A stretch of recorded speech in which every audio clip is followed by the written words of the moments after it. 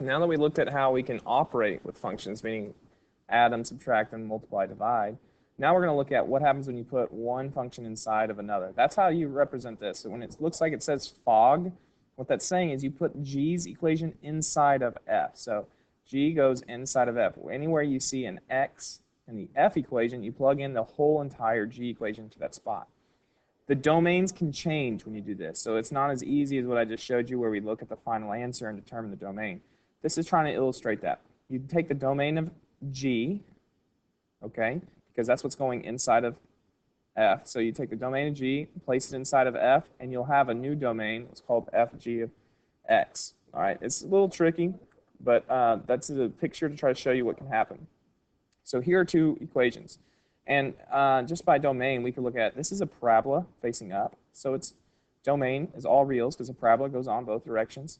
This is a linear equation, and it also would be all reals.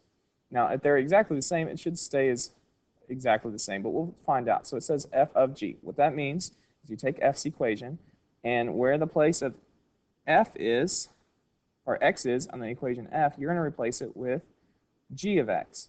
That is going to go right there. That's what this means, g inside of f. So g is going to go inside of f like that. That's how this works.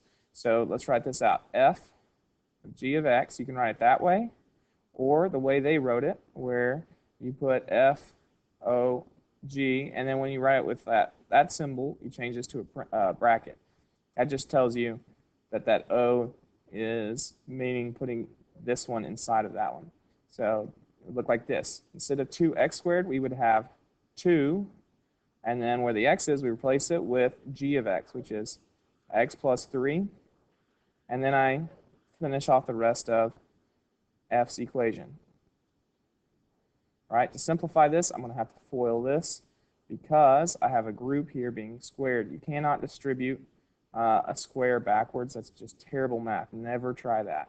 So I'm going to take that away so we don't do it. What I will write out, though, is x plus 3 times x plus 3. Rather than drawing the arrows, this time we'll just talk through it. X times x is x squared.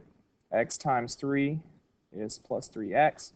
Plus 3 times x is plus 3x. And then we have plus 3 times plus 3, which is 9. When I simplify those terms, this is going to become right here positive 6x. Okay, so let's rewrite this. So f of g of x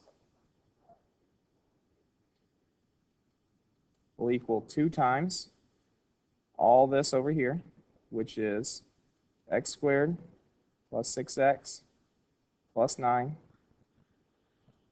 And then we have the rest of the equation, which was minus 1. Multiply that through, and so we'll have 2x squared plus 12x plus 18. I distributed the 2 through, and then I need to subtract the 1. Now one more simplification, and we'll be done. So I'm going to go ahead and write f of g here. You get the symbols right. What does it equal? 2x squared plus 12x plus 17. And this would be my answer right here. Now this time it doesn't ask me to find a domain. What we could do is graph them, and I'll show you how to do one inside the other in class for sure to show you how to find the domain of composition. So this time, same two equations, but we're going to find g of f. Now this isn't necessarily the same thing. So this time we're going to plug f into g. Let's see if we get the same answer. So I start with g. G of f of x would equal, we start out with the g equation, but instead of having the x, I replace the x with 2x squared minus 1, and then I go back and add the plus 3. Well, here I don't need a FOIL, so that's real nice. Matter of fact, I don't even need this parenthesis. Nothing's happening to it. So it would simply be 2x squared. I have a minus 1 and a plus 3, which is plus 2. This is my equation. Now this one was a lot easier to find. And so this would be my answer. Notice, these two answers are not the same. So if we wanted to read this Goff, which is not how you read it, you'd say g of f. G of f is not the same thing as f of g, or fog. So when you switch them, you get totally different answers. Let's try this time plugging in the number 2. So it says f of g. Well, we already found out what f of g is. So I could take my equation I found earlier, and I could just plug in the 2. So here I have my equation that we found earlier, and now we're saying, oh, we know that x is the value 2. So that just means I plug in 2 to every spot. So if I plug in 2 to every spot, it looks like I have 2 squared, which is 4, times 2 more, which is 8.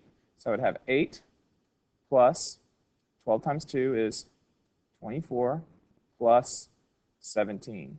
All that would equal 8 plus 24 is 32, plus 17 more is 49. So you could say that f of g of 2 equals 49. And I'm just going to move over my answer box to there.